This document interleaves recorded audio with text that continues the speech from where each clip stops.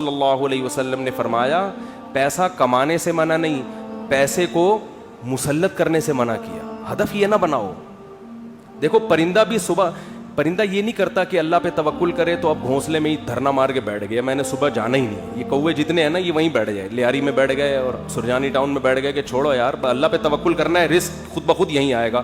اللہ نے کہا نہ تمہیں نکلنا پڑے گا. تو آپ صبح نکلو رزق کے لیے، لیکن تسلی رکھو کہ شام کو انشاءاللہ پیٹ بھرا ہوا ہوگا، میری بنیادی ساری ضرورتیں پوری ہو چکی ہوں گی، اور جب میری اولاد کا ٹائم آئے گا اللہ بچوں کا خرچہ بھی میری جیب میں ڈالے گا.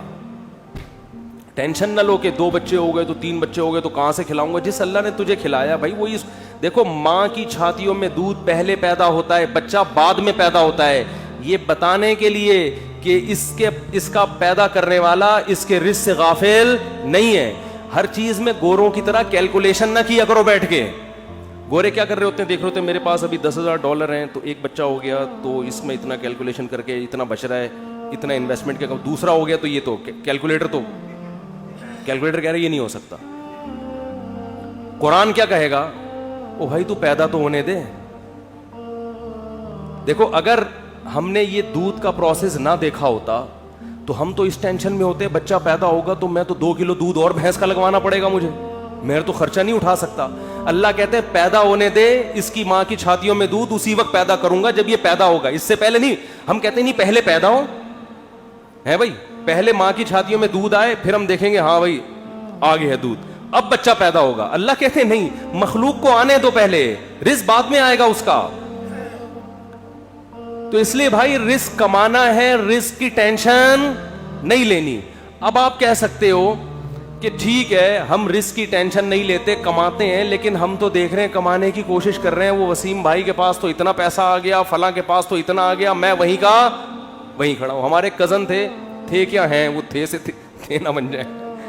وہ اکثر کہا کرتے تھے، یہ بات تو کہتے تھے اب نہیں کہتے، اللہ کا شکر اب دیندار ہے، کہتے یار مجھے ٹینشن اس بات کی نہیں ہے کہ میرے پاس پیسہ نہیں ہے، مجھے ٹینشن اس بات کی ہے کہ میرے جتنے دوست ہیں ان کے پاس آ گیا اور میں وہیں کا وہیں.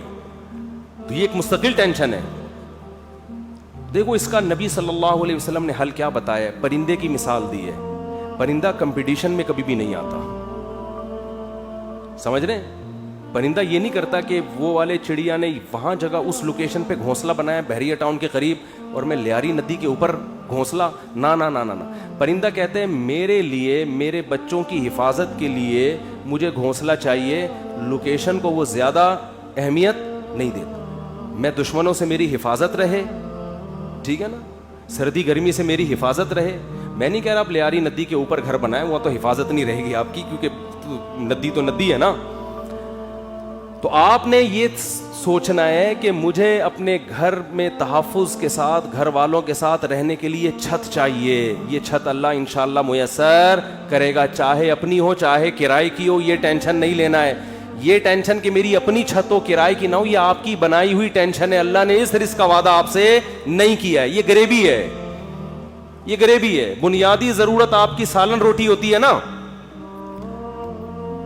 ارے بھائی آپ گئے ہوٹل میں نہاری لے آؤ، 2 روٹی لے آیا، نہاری لے آیا، ایک غریبی منگوا لو گے، 2 منگوا لو گے، اس کے بعد کہے گا بھائی یہ غریبی ہے، اصل جو پیسے تھے نا وہ پلیٹ کے تھے. اب آپ نے غریبی کو مقصود بنا لیا، آپ جاتے ہی غریبی پہلے منگوا رہے ہو کہ یار 2 نہاری کی غریبیاں لے آ. اس کو غصہ آئے گا بھائی غریبی تو ضمناً ہوتی ہے. آج جو غریبی تھی نا، ذاتی گھر غریبی ہے، یہ بنیادی ضرورت نہیں ہے. گاڑی غریبی ہے، بنیادی ضرورت W11 میں بہت اچھی طرح سے پوری ہوتی ہے. ہم نے تو بھائی 20 سال W11 میں سفر کیا ہے اور اللہ کی قسم اب ترستے ہیں کہ W11 میں بیٹھے ہیں، لیکن اب شہرت اتنی ہو گئی کہ وہ بیٹھ نہیں سکتے. اب وہ W11 والا بھی اٹھ کے آ جائے گا کہ میں نہیں چلا رہا، میں گپ شپ کر رہا ہوں آپ سے. ورنہ عامر بھائی W11 کا مزہ آپ نے لیا ہوگا نا. W11 کراچی کی بہترین سوغات ہے بھی. G7 4L میں اللہ دشمنوں کو بھی نہ بٹھائے. جس طرح وہ چلاتا ہے نا اتنی بڑی بس کو، ہم تو جب بھی بیٹھے ہیں 2 فٹ اچھل کے. ہمارے ایک جاننے والے ریٹائر آفیسر تھے، لیفٹیننٹ تھے، وہ بیچارے کراچی کی بس میں نا کہیں پچھلی سیٹ پہ بیٹھ گئے، اسپیڈ بریکر پہ جب اچھل کے دھڑام سے نیچے گرے، ان کی ریڑھ کی ہڈی میں مسئلہ ہو گیا، اسی میں ان کی موت واقع ہوئی ہے. وہ نیوی کا آفیسر بیچارہ جنگوں میں شہید نہیں ہوا جنگوں میں شہادت نہیں ملی ہے, کراچی کی بس نے اٹھا کے پٹکھایا اور انا للہ.